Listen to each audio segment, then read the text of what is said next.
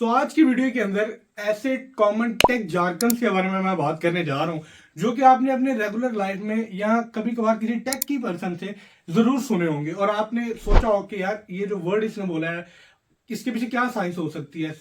आज की वीडियो के अंदर उन tech jargons common tech jargons के बारे में बात करूंगा।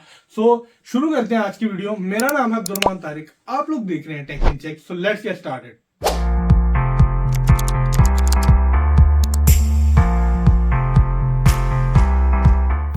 पहले कॉमन टेक जार्गन की अगर मैं बात करूं तो आपने काफी ज्यादा टेकी पर्सन्स को बोलते हुए सुना होगा, या अगर आप नॉर्मल बंदा भी ऑब्वियसली से अपनी कॉन्वर्सेशन के अंदर यूज करता है। और बेसिकली वो है क्या, वो है एल्गोरिथम। एल्गोरिथम आपने काफी बार लोगों को कहते सुना होगा। बेसिकली इसका मतलब क्या, अगर मैं आपको आसान अल्फाज में समझाऊं तो एल्गोरिथम बेसिकली होता है ऐसे सेट ऑफ रूल्स जो किसी काम को करने के लिए दिए जाए या किसी मसाइल को हल करने के लिए यूज किए जाएं, वो बेसिकली एल्गोरिथम कहलाते हैं। अगर मैं और आसान अल्फाज में आपको समझाऊं तो यूट्यूब का एल्गोरिथम डिफरेंट है वीडियो पोस्ट करने का कंपैरेटिवली अगर देखा जाए इंस्टाग्राम से। इंस्टाग्राम पे एल्गोरिथम डिफरेंट है रील्स अपलोड करने का, और यूट्यूब का भी ऑब्वियसली से अलग है। क्योंकि उन दोनों की कंपनीज ऑब्वियसली डिफरेंट है और हर कंपनी के डिफरेंट अपने सेट ऑफ एल्गोरिथम होते हैं, सेट ऑफ रूल्स होते हैं काम करने के और मसाइल को हल करने के। ये होते हैं एल्गोरिथम। बेसिकली ये होता है एल्गोरिथम, ऐसे सेट ऑफ रूल्स जो किसी काम को परफॉर्म करने के लिए यूज किए जाए। आई होप आपको एल्गोरिथम का जो है वो पता चल ही गया होगा। अब दूसरे कॉमन टेक जार्गन की अगर मैं बात करूं तो ये एक तो काफी ज्यादा कॉमन है और आपने इसे काफी दफा लोगों को कहते हुए भी सुना होगा। उसकी बात करते हैं। बेसिकली वो है फर्मवेयर। फर्मवेयर आपने काफी दफा जो है वो लोगों को कहते सुना होगा, यार मेरी डिवाइस का फर्मवेयर खराब हो गया है, उसकी वजह से जो है वो सॉफ्टवेयर के साथ कनेक्ट नहीं कर पा रहा, कम्युनिकेट नहीं कर पा रहा। उसके बारे में बात करते हैं।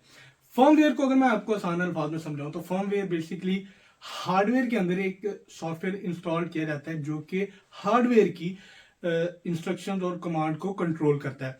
ये बेसिकली सॉफ्टवेयर और हार्डवेयर के दरमियान एक ब्रिज का काम करता है। और ये जो फर्मवेयर है वो हार्डवेयर के अंदर इंस्टॉल किया जाता है, एम्बेडेड किया जाता है सॉफ्टवेयर जो कि हार्डवेयर की इंफॉर्मेशन को बेसिकली कंट्रोल कर रहा होता है। तो बेसिकली ये होता है फर्मवेयर।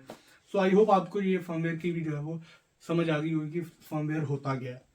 आपसे अगर कोई फर्मवेयर की बात कर रहा हो तो आपको पता होगा कि बेसिकली ये किस चीज की बात कर रहा है। तो तीसरे कॉमन टेक जार्गन की अगर मैं बात करूं तो वो है API. Basically API stands for application programming interface.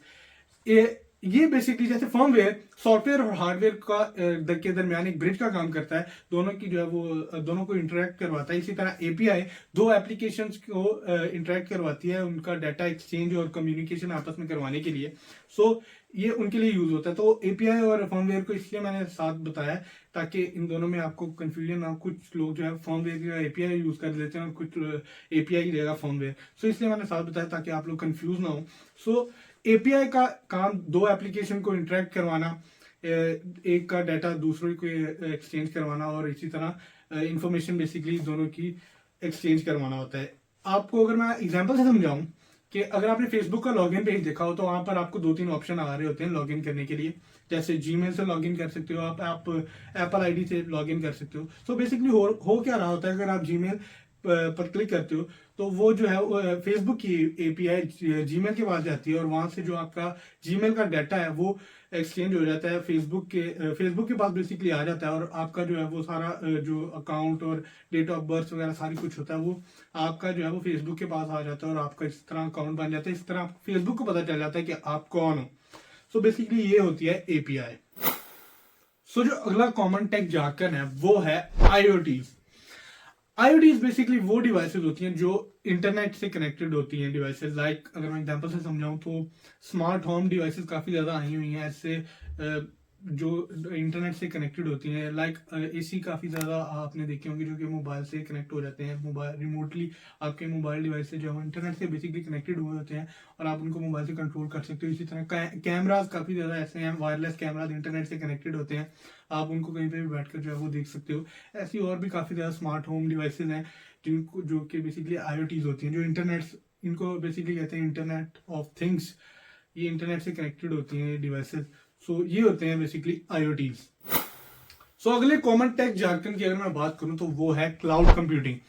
So cloud computing आपने काफी बार सुना होगा कि, और आपने ये भी काफी ज्यादा यार क्लाउड गेमिंग ऐसे वर्ड्स काफी ज्यादा सुने होंगे। सो क्लाउड कंप्यूटिंग कई लोगों को लगता है कि ऐसे बादल के अंदर कुछ सिस्टम वगैरह बनाए हुए हैं कि जहाँ से हम डायरेक्ट जो है वो कनेक्ट करते हैं और जो भी चीज चलानी हो चला लेते हैं। तो भाई वो चीज नहीं होती। क्लाउड कंप्यूटिंग का मतलब होता है कि बेसिकली किसी और मुल्क, किसी और शहर में कुछ ऐसे सर्वर्स पड़े हुए हैं जो कि हमारे साथ इंटरनेट से कनेक्टेड है और हम उनको यूज कर पा रहे हैं। लाइक स्ट्रीमिंग प्लेटफॉर्म देख लो, नेटफ्लिक्स आपने देखा हो, या यूट्यूब, बेसिकली ये भी एक स्ट्रीमिंग प्लेटफॉर्म ही है। और भी ऐसे कई स्ट्रीमिंग प्लेटफॉर्म जहाँ पर आप इंटरनेट के थ्रू कनेक्टेड होते हो। और बेसिकली अगर आपने नेटफ्लिक्स देखा हो, सिंपल अगर मैं आपको बताऊं, तो वहां पर काफी ज्यादा आपके पास मूवीज अवेलेबल होती हैं। सो वो एक स्ट्रीमिंग प्लेटफॉर्म है, यानी कि आप मूवी अपने स्मार्टफोन पर चलाते हो।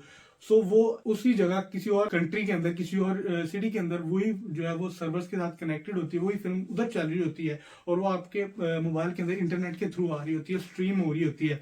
और इसी तरह ये आपके मोबाइल में वो इजीली जो है वो चला पा रही होती है। सो बेसिकली ये सब कुछ हो रहा होता है क्लाउड कंप्यूटिंग के थ्रू। यहाँ आपने देखा होगा कि क्लाउड गेमिंग आपने सुना होगा काफी ज्यादा कि यार बड़ी गेम लाइक GTA 5 या कंसोल्स की गेम आप अपने मोबाइल पर चला सकते हो with the help of cloud computing. आपके पास सिर्फ इंटरनेट का कनेक्शन अच्छा होना चाहिए। आप 100 GB की गेम्स अपने स्मार्टफोन के ऊपर खेल सकते हो। आप अपने 64 GB स्मार्टफोन के अंदर 100 GB की गेम्स खेल सकते हो। सो वो सारा कुछ क्लाउड कंप्यूटिंग की वजह से हो रहा होता है, क्योंकि वो गेम कहीं और किसी और मुल्क के अंदर, किसी और शहर के अंदर जो है वो एक सिस्टम पड़ा होता है जिसके ऊपर वो गेम चल रही होती है, और वो बेसिकली आप अपने स्मार्टफोन से चला रहे होते हो एक इंटरनेट की मदद से। सो ये बेसिकली होती है क्लाउड कंप्यूटिंग। आई होप आपको जो है वो क्लाउड कंप्यूटिंग का जो वो कंसेप्ट है वो क्लियर हो गया होगा।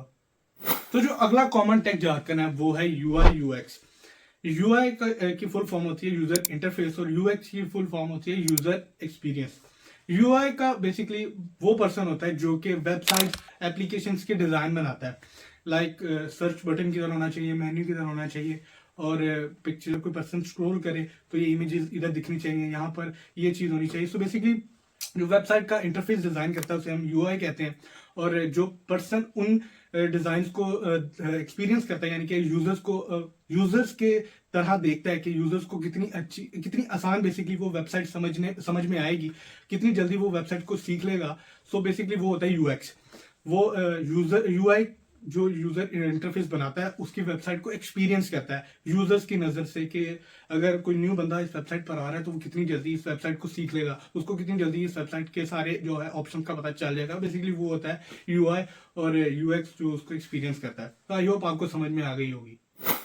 सो अगला जो कॉमन टेक जार्गन है वो बेसिकली है कुकीज।